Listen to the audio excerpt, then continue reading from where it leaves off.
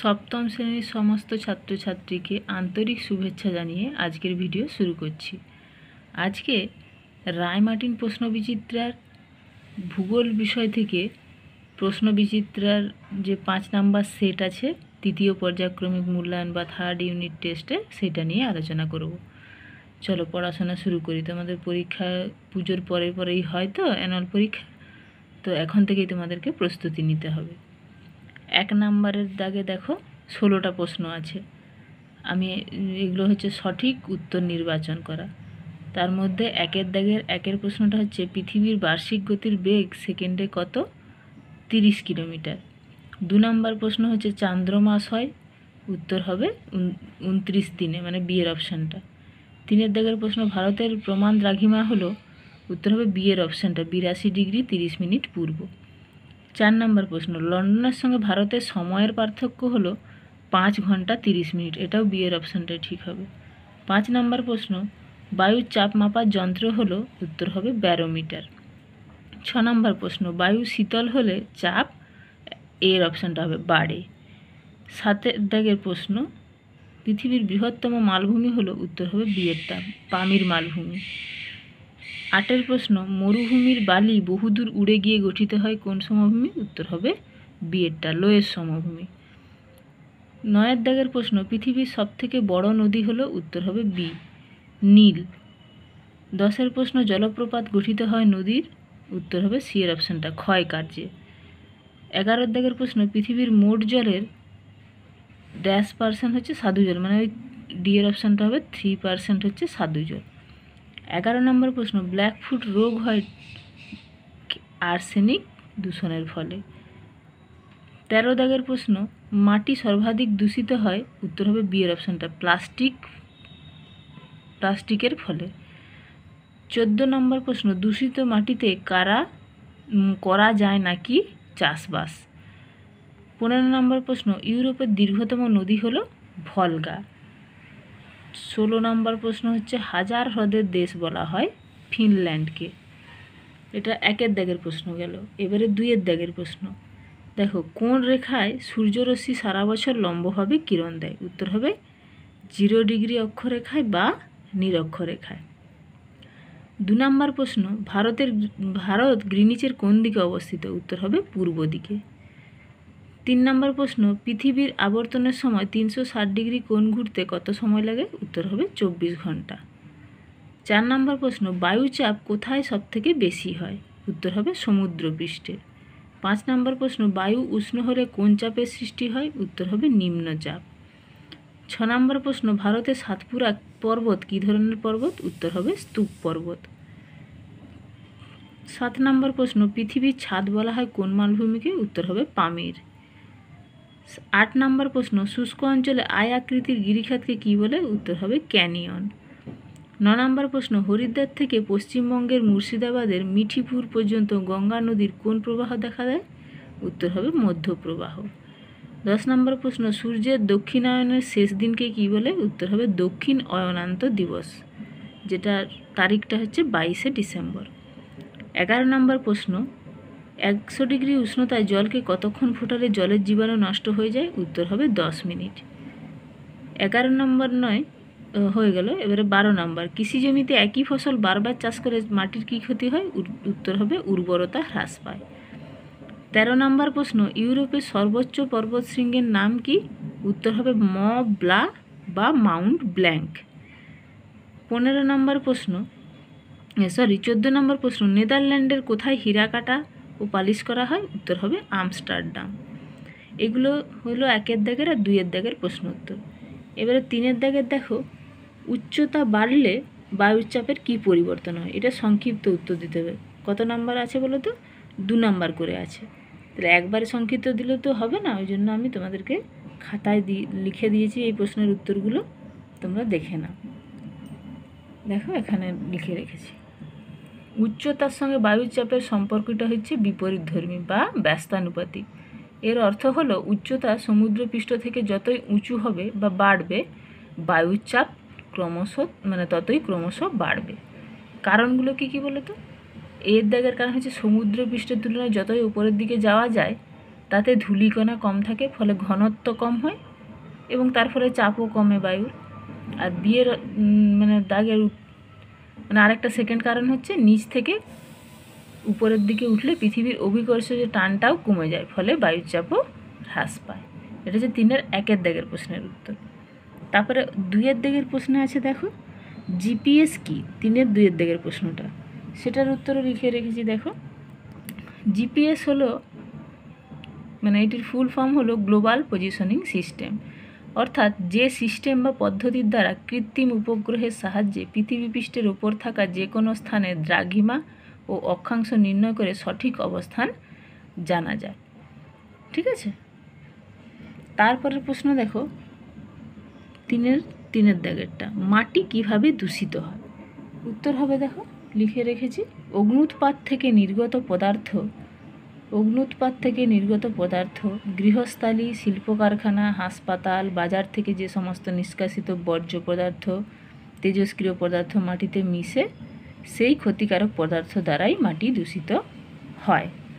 তারপরে 4-এর দাগের কোশ্চেনে আছে দেখো ট্রাক ফার্মিং কাকে বলে বা কী। দেখো এটাও লিখে রেখেছি আমি, দেখে নাও, তোমরা স্ক্রিনশট নিয়ে নাও এগুলো সব, আর নাহলে খাতায় পজ করে করে তুলে নেবে। ট্রাক ফার্মিং হচ্ছে ফুল, ফল, শাকসবজি ইত্যাদি পচনশীল যেসব দ্রব্য সেগুলো ট্রাকের মাধ্যমে কাছাকাছির বাজারে সরবরাহ করার যে পদ্ধতি সেটাই হলো ট্রাক ফার্মিং। মার্কিন যুক্তরাষ্ট্রে এই পদ্ধতিটা বহুল প্রচলিত আছে। তাহলে এইগুলো হলো 3 নম্বর প্রশ্নের উত্তর। এরপরে দেখো 4 নম্বরে যে প্রশ্নগুলো আছে এগুলোও আবার আরেকটু বড়। এই বড় প্রশ্নের উত্তরগুলো তোমাদেরকে এত তো লেখা সম্ভব নয় বা এত বড় ভিডিও করাও যাবে না, সেই জন্য আমি বই থেকে তোমাদেরকে উত্তরগুলো বলে দিচ্ছি, তোমরা স্ক্রিনশট নিয়ে নাও। ঠিক আছে, যেমন সমচাপ রেখার 3টি বৈশিষ্ট্য লেখো।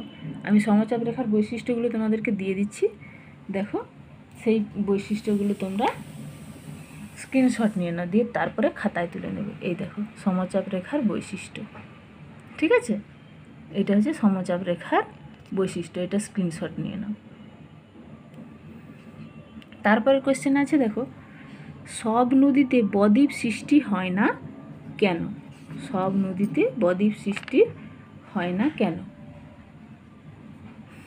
এটার প্রশ্নের উত্তর তোমাদের আছে। দেখো আমি দাগ দিয়ে রেখেছি 133 নম্বর, সব নদীতে বদ্বীপ সৃষ্টি হয় না, এটা হচ্ছে তার কারণ। এই দেখো সব নদীর মোহনায় বদ্বীপ সৃষ্টি হয় না, কারণ ব্যাখ্যা করো। এটাও তোমরা স্ক্রিনশট নিয়ে নাও।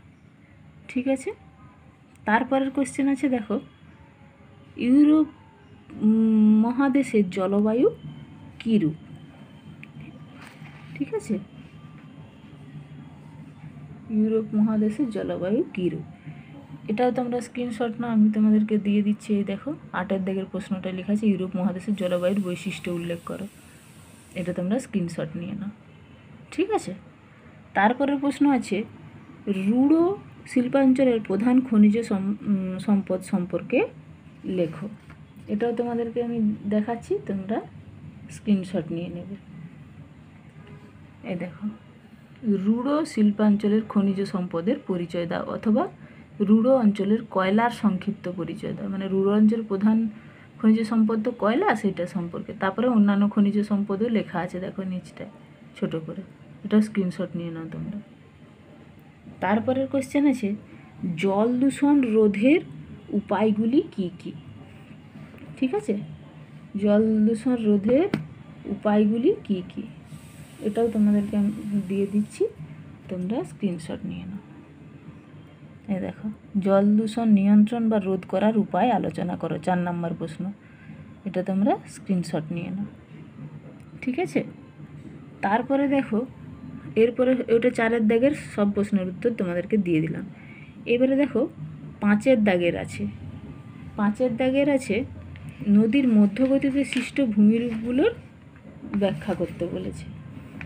মধ্যগতিতে যে নদীর মানে বহন কাজ হয়, তার ফলে যে ভূমিরূপগুলো সৃষ্টি হয় সেগুলো তোমাদেরকে আমি দিচ্ছি, তোমরা স্ক্রিনশট নিয়ে নাও। এ দেখো মধ্যগতি বা সমভূমি প্রবাহে নদীর ক্ষয় কার্যের ফলে গঠিত ভূমিরূপগুলি বর্ণনা করো। এইটা 1 নম্বর পেজ, তারপরে দেখো দ্বিতীয় নাম্বার পেজে আছে আরও এই যে 2 নম্বর আছে বালুচর বা নদী দ্বীপ। তারপরে আবার দেখো, আচ্ছা এটাকে স্ক্রিনশট নিয়ে নাও ভালো করে। তারপরে 3 নম্বরে আছে অশ্বক্ষুরাকৃতি হ্রদ, ঠিক আছে, অশ্বক্ষুরাকৃতি হ্রদ।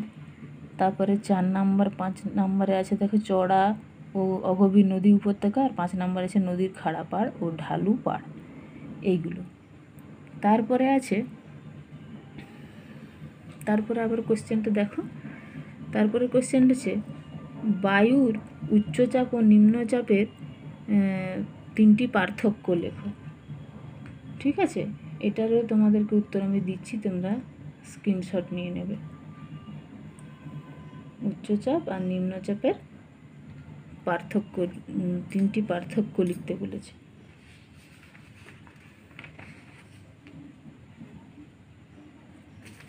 এই দেখো বায়ুর উচ্চচাপ আর নিম্নচাপের পার্থক্য এখানে আছে, এখানে 4টা পার্থক্য আছে এই পেজে, এইটা স্ক্রিনশট নাও তোমরা। আবার এইখানে দেখো, এখানে আবার 2টো আছে উচ্চচাপ আর নিম্নচাপের, ঠিক আছে, এটাও তোমরা স্ক্রিনশট নিয়ে নাও। তারপরে দেখো ওই এল আর এইচ অক্ষর দ্বারা প্রকাশ হয়, ওইটা কি আছে বলো তো, ওটাও তোমাদের আছে এল আর এইচ। এটা হচ্ছে এই দেখো উচ্চচাপ কাকে বলে আর নিম্নচাপ কাকে বলে, এখানেই দেখো ওই উচ্চচাপের যেটা আছে সেখানে দেখো শেষে ওই হাই প্রেশার বা সমচাপ রেখার মানচিত্রে হাই প্রেশার বা উচ্চচাপ বোঝাতে এইচ লেখা থাকে, আর নিম্নচাপ বোঝাতে দেখো এখানে লেখা আছে নিম্নচাপ বোঝাতে এল লেখা থাকে, ঠিক আছে। এই প্রশ্নটার উত্তর হলো। তারপরে মানব জীবনে পর্বতের প্রভাব আলোচনা করো, মানব জীবনে পর্বতের প্রভাব আলোচনা করো, এটাও তোমাদেরকে দিচ্ছি, তোমরা স্ক্রিনশট নিয়ে নাও। মানব জীবনে পর্বতের প্রভাব, এই দেখো এটা একটুকু এখানে আছে, মানব জীবনের উপর পর্বতের প্রভাব 1 পয়েন্ট আর 2 পয়েন্ট।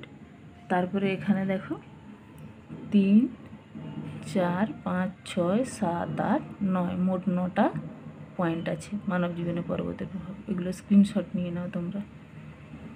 তারপরে আবার প্রশ্ন আছে দেখো, লন্ডন অববাহিকার অর্থনৈতিক পরিবেশ সম্পর্কে লেখো, ঠিক আছে, লন্ডন অববাহিকার অর্থনৈতিক পরিবেশ সম্পর্কে লেখো, এটাও তোমাদের আছে, দিচ্ছি তোমাদেরকে আমি।